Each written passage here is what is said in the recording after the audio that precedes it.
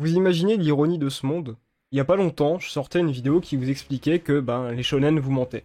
Et là, je fais une vidéo qui vous explique que SNK a détruit cette cible éditoriale.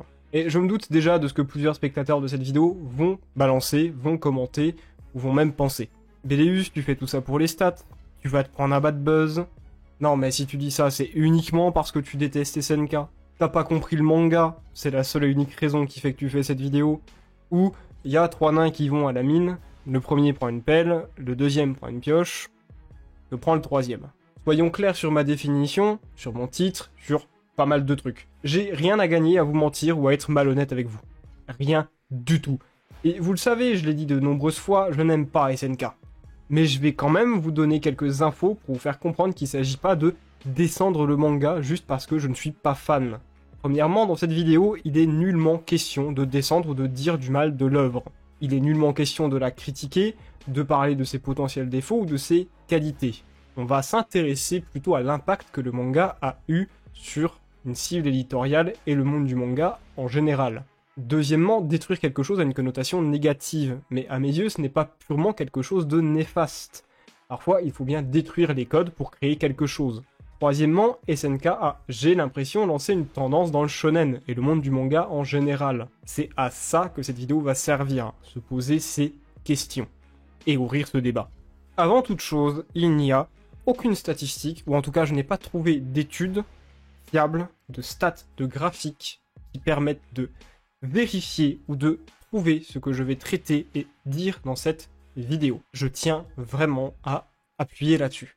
Au mieux, on peut s'intéresser au nombre de ventes, et c'est pas vraiment significatif à mes yeux non plus. Ce dont je vais vous parler, là, c'est une intuition, c'est un feeling, c'est un ressenti. C'est quelque chose que j'ai observé, ça veut pas dire que c'est vrai pour autant.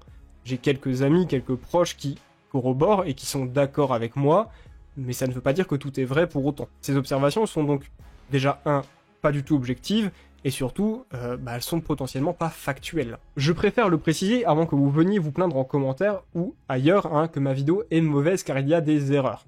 Oui, il y a des erreurs. C'est à peu près sûr. Si je fais des abus de langage, si des statistiques sont mauvaises, sont ratées, n'hésitez pas à me corriger, à donner des sources. La réalité, c'est que cette vidéo, encore une fois, elle est juste là pour ouvrir ce débat. Ni plus ni moins. Oui, parce que quand il s'agit d'utiliser des graphiques ou faire de la recherche de stats, je pense que vous l'avez remarqué depuis le temps, c'est pas mon truc. Moi, je suis porté sur l'analyse des œuvres en elles-mêmes, les conséquences sociologiques, ça m'intéresse, mais je suis pas bon dans ce domaine. Voilà, il y a plein de gens qui font mieux que moi, donc encore une fois, si vous avez des trucs à dire, s'il y a des erreurs, voilà, vraiment juste pitié, dites-le. Pas la peine de m'insulter non plus, mais dites-le. Dernier point, avant que les gens s'insurgent, je pressens déjà certaines personnes ici qui ont le poil qui se hérisse. Les mains en train de suer sur le clavier, la rage au ventre. Oui, SNK est un shonen. Je sais qu'il y en a qui vont s'énerver, qui vont me dire mais non, c'est un seinen parce qu'en France on l'a édité dans les seinen, mais c'est bien le seul pays où on pense qu'une cible éditoriale c'est un genre à part entière. SNK est un shonen. Si vous cherchez pendant 2 minutes, vous verrez que le magazine d'édition de SNK c'est le Besatsu Shonen Magazine de la maison d'édition Kodansha, qui est rival au Jump, à la Shueisha si vous préférez. Pour le coup, c'est même pas la peine de vouloir débattre de ça parce que c'est un fait. Vous pouvez le trouver sur internet, vous pouvez le trouver partout, c'est un shonen. Également, on va parler de manga en général. On a beau être le deuxième marché du monde en France, aux yeux des Japonais, on est anecdotique. Vous allez avoir quelques graphiques, j'espère qu'ils sont vrais. Bon, j'ai checké plusieurs sources, ça a l'air de corroborer d'être relativement ça, mais voilà. Au Japon, le manga en 2023, c'est 700 milliards de yens. 700 milliards de yens, c'est 4 milliards 236 millions environ au cours du yen actuel quand j'écris cette vidéo. On remarque d'ailleurs qu'il passe de plus en plus au numérique. Déjà, moi je trouve ça super intéressant, on voit l'évolution des choses, etc. et on pourrait en parler. Apparemment, en 2023, en France, on est plutôt aux alentours des 331 millions. Si mes sources sont fiables, encore une fois. Mais les quelques sites où je suis allé, voilà, comme j'ai dit, ils ont tous tendance à donner la même information. Ça veut pas dire qu'elle est vraie, mais en général... Bon, j'espère pouvoir leur faire confiance là-dessus. Tout ça pour dire, quand on voit l'écart de chiffre d'affaires et de chiffres tout court, les Japonais, ils s'en foutent de ce qu'on représente. Voilà, je tiens à vous préciser, ils en ont rien à faire. Regarde-moi bien, toi, là, devant la vidéo. Que t'aies pas aimé la fin de SNK, que tu veuilles changer la fin de SNK, les Japonais, ils s'en foutent. D'accord ? Comprends-le, ils s'en foutent de ton avis. Vraiment. Désolé, c'est super cru, mais il y en a, vous comprenez que comme ça. Pour mieux comprendre la vidéo, on va parler d'un concept qui, il y a quelques années déjà, une idée qui nous vient de nos chers amis les Anglais, hein, voilà, la communauté anglaise, et on sait tous que les Anglais, quand il s'agit de manga, ils ont toujours raison, et surtout ils ont des avis très pertinents.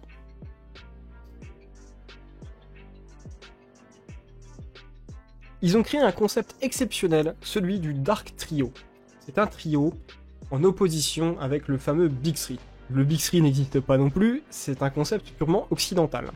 Les Japonais vous parleront jamais de Big Three, ça n'existe pas. Donc les mecs ont créé un concept opposé à un concept qui de base n'est même pas validé, qui n'est pas officiel, qui sort tout droit de la tête des fans. Alors je vous sens tous super chaud et très heureux de cette information, ça peut être que du bon. Hein. Vraiment là, vous sentez qu'on est à la pointe de la recherche. Qu'est-ce que le Dark Trio? C'est 3 mangas. Jujutsu Kaisen, Chainsaw Man, et surtout, celui que les gens ont tendance à oublier parce qu'il est terminé depuis le temps, Hell's Paradise. Et les points communs entre les 3, c'est que ils sont 3, c'est un trio, comme le Big Three. Et comment c'est dark, t'as vu? Dark. Je pense que vous l'aurez compris à mon sarcasme exceptionnel, le concept pue. Alors, hein, je vais vous créer... Tiens, allez, vous savez quoi? On va créer notre propre trio tous ensemble. Tout droit des tréfonds de mon gros intestin, vraiment je l'ai fait aux toilettes. Voici donc le légendaire ancrage à l'ancienne inspiration comics trio, avec Hokuto no Ken, City Hunter et Jojo. Voilà, merci à tous, n'hésitez pas à faire des TikTok dessus, je sais que la trend va exploser. Bon, l'idée du Dark Trio, elle est foireuse. Mais, c'est pas parce que c'est foireux que tout est acheté. Parce qu'il y a une petite réflexion qui est pertinente. Je vais m'expliquer un petit peu mieux, c'est là où on va commencer à se poser des questions. Si les gens ont eu l'idée de créer ce trio, aussi foireux soit-il, ça vient d'un ressenti général, ou au moins d'un point commun. Ces histoires semblent plus sombres, plus violentes, plus crues, par rapport à ce qu'on a déjà vu. Encore une fois, si vous me demandez mon avis là-dessus, je vais vous répondre que c'est du vent, hein, parce que des shonen crus et violents, vous avez déjà vu Hokuto no Ken, dans les années 80, les mecs avaient des crânes qui explosaient. La violence, on n'est pas à ça près, hein. Ça existait déjà avant, vous inquiétez pas. Et là, c'est que Hokuto no Ken. Hein. Non, parce que si vous voulez piocher sur des mecs qui aiment beaucoup la violence, l'auteur de Devilman, oh là, lui, ça envoie. Hein. Ça c'est dark. Hein. Alors là, pourtant, ce ressenti est bel et bien arrivé. La première raison, c'est déjà que les fans de manga, pour la plupart, n'ont pas l'âge d'avoir connu Devilman, Jojo, Hokuto no Ken. Enfin, ils les connaissent, hein, mais voilà, ils n'étaient pas là au moment où ça sortait. On parle des années 70-80, hein. Même certains, vos parents n'ont pas connu cette époque. Mais la deuxième raison, à mes yeux, elle est différente. Vous voyez, en 97, One Piece commence. Et on est sur une histoire nettement moins violente que les mangas de la génération précédente. Le shonen évoluait déjà. Ensuite, vous connaissez les titres, hein. Bleach, Naruto, tout ça. Les shonen étaient devenus moins violents que ce qu'ils étaient par le passé. Et par la suite, voilà, cette tendance s'est un petit peu poursuivie. Et j'avais déjà fait une vidéo sur le sujet il y a 2 ans en arrière. Vidéo très mauvaise, voilà, il y avait des trous dedans, je me suis pris une légère sauce, j'avais balancé beaucoup d'abus de langage, beaucoup de trucs qui étaient pas forcément vrais. Bon voilà, l'erreur est humaine. Hein. Toujours est-il, cette tendance s'est perpétuée pendant un certain temps. Et le Shonen Jump avait raison de vouloir s'accrocher à ce modèle. Moins de violence, donc plus accessible, et en plus à l'époque les contrats étaient bien plus longs, les séries aussi. Une fois que vous aviez établi une tendance, elle allait durer un certain temps. Et les choses ont changé. 2009, nouveau rival, nouveau magazine. Kodansha, qui existe quand même depuis un certain temps, propose et sort un nouveau magazine. Le Besatsu Shonen Magazine. Je dis beaucoup magazine. On est sur un magazine mensuel, pas un hebdomadaire comme le Weekly Shonen Magazine de chez eux, et chez Kodansha, j'ai l'impression que les critères étaient moins sévères que du côté de la Shueisha. Fallait prendre des risques. Et donc en 2009, avec la première sortie du magazine, un titan, c'est le cas de le dire, émerge. J'ai pas vraiment de stats pour cette période-là, hein, 2009, etc. Tout ce que je sais, c'est que en 2013, le manga a le droit à sa première saison animée. C'est surtout à ça que je vais m'intéresser. La suite, je pense que vous la connaissez. Carton plein, un des animés les plus suivis et appréciés, véritable succès comme on n'en fait plus, et surtout une preuve pour le monde du shonen. Des histoires plus sombres, violentes et sérieuses, ça marche. Et c'est à partir de ça, je le pense, que oui, SNK avait détruit le shonen. Les codes avaient basculé.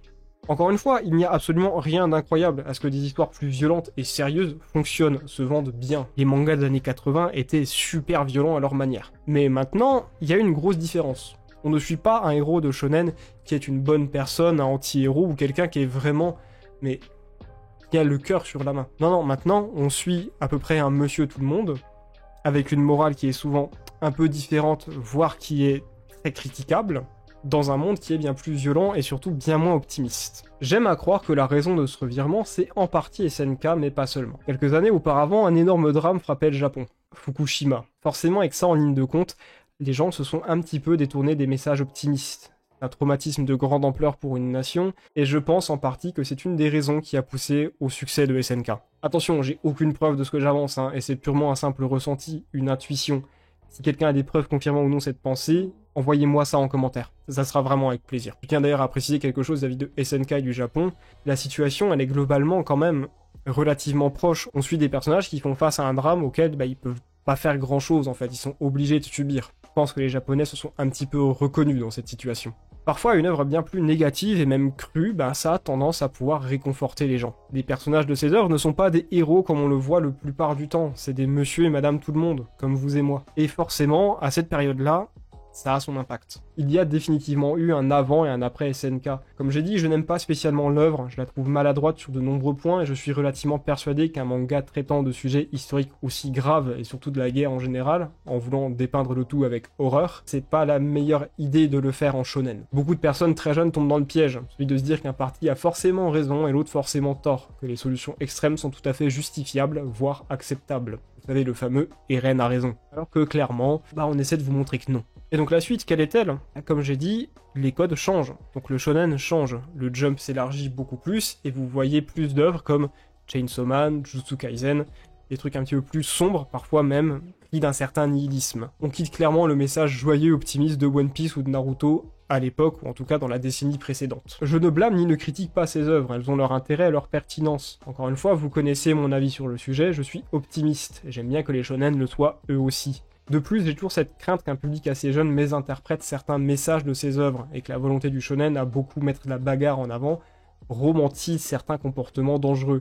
Parce que oui, en plus de ça, très souvent ces shonen se déroulent dans notre propre monde. Loin de moi l'idée de blâmer les auteurs, mais je pense que les éditeurs devraient se méfier, et parfois être un peu plus regardants vis-à-vis des propositions et des messages, qui parfois passeront très mal, ou en tout cas à côté d'un public très jeune. À mon sens, par exemple, SNK aurait eu vraiment plus sa place dans un seinen, pour un public plus adulte et plus mature. Et ça, c'est que mon avis. Libre à vous d'être d'accord ou non, ça vous regarde. Moi, je vous rapportais juste ce que j'ai vu. Je vous rapporte ce que j'ai pu observer. À mes yeux, en effet, SNK a détruit le shonen. Est-ce que c'est pour le mieux?